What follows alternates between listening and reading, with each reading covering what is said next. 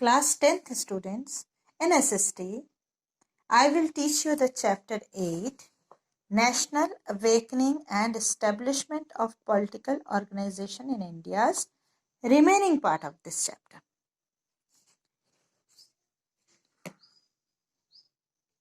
Religious and Social Resurgence. The religious and social reforms movement also played a major role in the development of nationalistic feelings. The leaders who pioneered these movements became the prominent leaders of the political awakening. अब थोड़ा धर्म की तरफ झुक कर भी हमारे जो लीडर्स थे वो जन जागरण के लिए काम करने लगे. इसमें मोस्ट इम्पॉर्टेंट जो लीडर्स थे वो थे Raja Ram Mohan Roy, Swami Vivekananda, Swami Dayanand Saraswati, Ramakrishna Paramhansa and Mrs Annie Besant. ये मूवमेंट क्या था?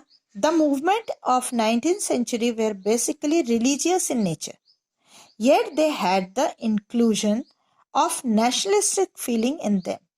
था तो धार्मिक डेवलपमेंट की जो भी हमारे धर्म में बुराइयां हैं उसको हमें दूर करना चाहिए, ऐसे ही थॉट था, लेकिन साथ साथ राष्ट्रीयता की भावना लिए हुए भी था. In addition of Swami Dayanand Saraswati's Arya Samaj and Swami Vivekanand's Ramakrishna Mission, there were many more such movements to which the nation owed its reawakening. इन दोनों संस्थाओं ने ऐसे बहुत से काम किए जिससे राष्ट्रीय मतलब भावना जो है जागरूकता हो, राष्ट्रीय चेतना बने, मतलब देश के लिए कुछ करने की इच्छा हो, देश के भले के लिए काम हो, इस टाइप का. ओनली हिंदूज नहीं, देखिए Muslims there were Aligarh and Deoband movement. Among Sikh there were Singh Sabha and Gurdwara reforms movement and theosophical society movement which changed the society and its thinking. Impact of Western culture, education and thinker. Lord Macaulay ने English medium schools बनाए. Vernacular mediums में जो हम जिस भाषा में अपने भाषा में पढ़ते थे उसको धीरे धीरे बंद कराने की कोशिश भी हुई, बंद भी हुए बहुत से स्कूल कॉलेजेस. ठीक है, तो हुआ क्या कि हमें हमारी जो इंडियन पब्लिक थी, इंडियन बच्चे थे, उनको इंग्लिश आने लगी. और इंग्लिश आने से क्या हुआ कि वह उनकी सोच तो ये थी कि वो ब्रिटिश गवर्नमेंट के क्लच में मतलब मुट्ठी में आ जाएंगे और उनके काम बड़ी आसानी से करेंगे. ये तो था, ब्रिटिश गवर्नमेंट की सोच यही थी कि इनको इंग्लिश सिखाएंगे तो ये हमारे काम आसानी से करने लगेंगे. लेकिन इसके साथ साथ ये हुआ कि हमारे जो पढ़े लिखे नौजवान थे वो वहाँ के विदेशी बुक्स भी तो पढ़ने लगे. जो फॉरेन के विचार थे, उनके फॉरेनर थिंकर्स थे, उनकी बुक्स भी पढ़ने लगे और वह धीरे धीरे वेस्टर्न कल्चर की तरफ education introduce Indian to be modern concept of nationalism. नए विचार उनको समझ में आने लगे. Impact of contemporary European movement. ये भी जस्ट नेक्स्ट वही है कि जब हमें इंग्लिश आने लगी हमारे युवा पीढ़ी को तो हमने ढेर सारी किताबें पढ़ना शुरू किया. विदेशों में क्या हो रहा है ये भी हमें समझ में आने लगा. तो कैसे जर्मनी, इटाली, रोमानिया और सर्बिया ने अपनी आज़ादी की लड़ाई कैसे लड़ी ये भी हमें समझ में आने लगा और हम उसको भी फॉलो अप करने लगे. Among Indians for the freedom of their Motherland. और हम ये सोचने लगे कि इन लोगों ने अपने मातृभूमि के लिए लड़ाई लड़ी है तो अब हम भी इंस्पायर होने लगे कि हम भी ऐसे ही अपने देश के लिए लड़ेंगे और अंग्रेजों से हमें आज़ादी चाहिए. Development of means of communication and transport. अब ब्रिटिशर्स ने अपनी सुविधा के लिए आपके ट्रांसपोर्ट और पोस्टल सर्विसेज बहुत अच्छे किए हमारे देश में, लेकिन इसी से हमें भी फायदा होने लगा कि अब चिट्ठियां हो या हमें कहीं आना जाना हो, बड़ी आसानी से हम यहाँ से वहाँ आ जा भी सकते थे और हमारे विचार भी बहुत आसानी से देश के एक छोर से दूसरे छोर तक चिट्ठी के रूप में पहुंचने लगे। टेलीग्राम हो गया, पोस्टल सर्विसेज हो गया, ये सारी चीजें हमारे विचारों को भी एक दूसरे से के तक पहुंचने से नहीं रोक पाए और धीरे धीरे हमें दूसरे इंडिया के दूसरे पार्ट के लोग क्या सोचते हैं ये भी समझ में आने लगा। Impact of ancient Indian culture. In the 19th century, there was a search for ancient Indian literature. हम जो एक प्राचीन सभ्यता थे वो भी अंग्रेजों ने ही, ये तो सच बात है कि उन्होंने ही रिसर्च किया, मतलब यूरोपियंस ने, अंग्रेज तो नहीं, यूरोपियंस थे। और बहुत सी बुक्स, हमारी जो संस्कृत की बुक्स थी वो इंग्लिश में ट्रांसलेटेड हुई।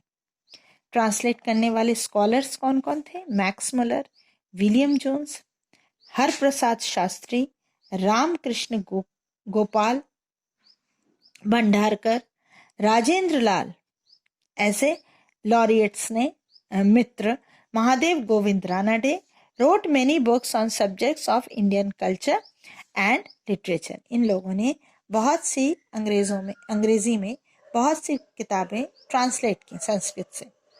और इससे क्या हुआ कि हम इंडियंस के जो माइंडसेट था कि हमें कुछ नहीं आता, हम अनपढ़ हैं, ये अंग्रेज जो आए हैं वही पढ़े लिखे हैं, ये माइंडसेट चेंज हुआ कि हम ऐसी एक सभ्यता के पोर्शन हैं या पार्ट हैं जो कि बहुत ज़्यादा लिटरेट था, पढ़े लिखे लोग थे हमारे पुराने लोग। Indian newspaper and literature. Newspaper and Indian literature contributed a great deal in the national awakening. हमारे पेपर्स ने भी, न्यूज़पेपर्स ने भी बहुत बड़ा रोल अदा किया। क्या क्या थे आपके न्यूज़पेपर्स, वो तो आगे पढ़ेंगे। अब यहाँ जैसे बंकिम चंद्र चैटर्जी, उन्होंने वंदे मातरम, आनंद मठ नाम के एक पुस्तक में, अपनी एक कहानी में उन्होंने वंदे मातरम शब्द का प्रयोग किया जो कि आगे चलकर हमारे यूथ को इंस्पायर्ड किया। सभी वंदे मातरम कहते थे हमारे क्रांतिकारी लोग। आनंद मठ depicted the political and economic shortcoming of British rule. आनंद मठ ने बहुत ज्यादा इफेक्ट किया ब्रिटिश रूल पर। द प्ले नील दर्पण, ये भी एक प्ले था, मतलब प्ले मीन्स नाटक, जिसे लिखा था दीनबंधु मित्रा ने। वो पूरा किस पर था? किसानों पर नील की खेती करने के लिए जो अत्याचार होते हैं उसको उस प्ले में शो किया गया था। ये भी बहुत इफेक्टेड था, हमारे इंडियन यूथ को बहुत ज़्यादा माइंड में इफेक्ट किया। लक्ष्मीनाथ बेजबरुआ आसामी and Altaf Hussain Haji were the writers of nationalistic literature of this period. ये दोनों भी बहुत बड़े लेखक थे जो कि राष्ट्रीयता की भावना से भरे हुए लेख लिखते थे। The analytical review of British rule was being printed in Indian newspapers. Newspaper के नाम संवाद कौमुदी, अमृतवाजर पत्रिका, बंबई समाचार, केसरी, मराठा, हिंदू, पैट्रियट, स्वदेशी मित्रम, आर्य दर्शन। इन सारे पेपर्स जो कि हमारे इंडियन लोगों के थे उसमें भी राष्ट्रीयता की भावना के बारे में बहुत सारे लेख प्रिंट होते थे।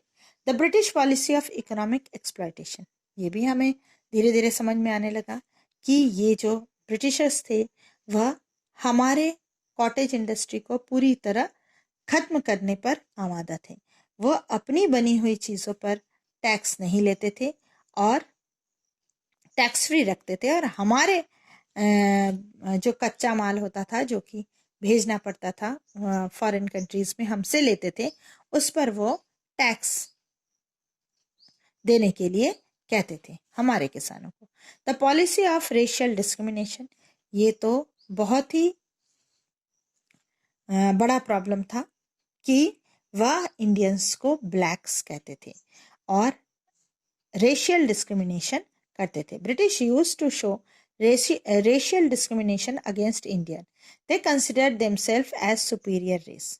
खुद को ऊंची रेस का या ऊंची जाति का समझते थे। They use to look down upon Indians and use to mistrust them. Talented and educated Indians were not considered capable for government post of higher ranks. पढ़े लिखे, उनसे भी पढ़े लिखे जो इंडियंस होते थे उनको वह ऊंचे पद पर, गवर्नमेंट ऊंचे पद पर नहीं रखते थे। A tendency cropped up against the Indians who were successful in competitive exams to be denied jobs. जो competitive exams में भी पास होते थे उन्हें भी नौकरी नहीं दी जाती थी। ऐसे थे Surendra Nath Banerjee and Aurobindo Ghosh became the victim of the British policy of discrimination.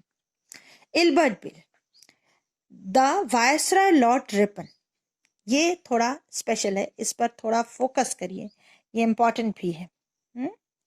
Ilbert bill एक ऐसा बिल था जिसमें लॉर्ड रिपन ने अंग्रेज हमें थोड़ी आज़ादी दी थी। आज़ादी इस बात की, रेशियल डिस्क्रिमिनेशन जिससे कम हो। इल्बर्ट बिल में कहा गया था, फोकस अच्छे से सुनिए, कहा गया था कि अब से इंडियन मजिस्ट्रेट्स जो हैं, इंडियन मजिस्ट्रेट्स और सेशन जजेस, वो यूरोपियन के क्रिमिनल केसेस भी हैंडल कर सकते हैं। इसके पहले तक इंडियंस को यूरोपियन क्रिमिनल केसेस, ये यूरोपियन के अगेंस्ट जो भी केसेस होते थे उसको हमारे इंडियन जजेस को जज करने का अधिकार नहीं था। लेकिन इल्बर्ट बिल ने वो अधिकार दिया। इसलिए दिया क्योंकि जिससे हमारे देश से जो रेशियल डिस्क्रिमिनेशन हो वह कम हो। ये भी एक ब्रिटिश का ही काम था, लेकिन ब्रिटिशर्स ने इसके अगेंस्ट बहुत नारेबाजी की और बाद में इसे वापस ले लिया गया। देखिए, prior to the introductions of this bill, Indian magistrates were not authorized to hear cases against European criminals, and Ilbert Bill was a step to remove the discriminating policy against Indians. Europeans staying in India collectively protested against this bill and called it a black ruling. इसको क्या कहा गया? Ilbert bill को black ruling. Ilbert bill को क्या कहा गया? Black ruling. At last, British government had to withdraw the Ilbert Bill. This affected Indians adversely. जब वो वापस ले लिया गया तो हमारे मन को तो बहुत ठेस पहुंची। अब आए लॉर्ड लिटन। ये एक ऐसे व्यक्ति थे जो कि रेशली मतलब रेसिज्म को बहुत ज़्यादा इम्पोर्टेंस देते थे। अब इन्होंने क्या क्या कांड किए देखिए। British cloth from any kind of taxes instead of providing relief to the drought victims. He organized darbar in the honor of Queen Victoria. हमारे यहाँ सूखा पड़ा जब काफ़ी इंडिया के काफ़ी पार्ट में, तब लॉर्ड लिटन ने क्या किया कि अपनी क्वीन विक्टोरिया के स्वागत में दरबार सजाया, बहुत पैसे खर्च किए। He levied license fees for Indians to keep weapons. हमसे लाइसेंस फी रखवाने लगे इंडियंस से जो कि हथियार रखते थे। जिनके पास हथियार था उनको लाइसेंस फीस देनी पड़ी। इंट्रोड्यूस वर्नाकुलर प्रेस एक्ट, और उन्होंने एक वर्नाकुलर प्रेस एक्ट भी लागू किया जिससे वह हमारे न्यूज़पेपर और लोकल लैंग्वेजेस पर अपना अधिकार जताकर ये कह सकें कि ये प्रिंट करना है, ये नहीं करना है। This way, initially the reawakening in India took place through social and religious reform movement. ये सारे जो भी घटनाएं होती, अब धीरे धीरे हमारे जो यूथ थे उनको समझ में आने लगा और अब वो जागृत होने लगे। सामाजिक रूप से व धार्मिक रूप से जो भी रिफॉर्म्स थे वो मूवमेंट भी बहुत तेजी से बढ़ने लगे। Political organisation prior to the establishment of Indian National Congress, बहुत से ऑर्गेनाइजेशन, पॉलिटिकल ऑर्गेनाइजेशन, राजनीतिक पार्टियां बनी हमारे देश में और बाद में कैसे इंडियन नेशनल कांग्रेस की स्थापना भी हुई, ये आगे पढ़ेंगे।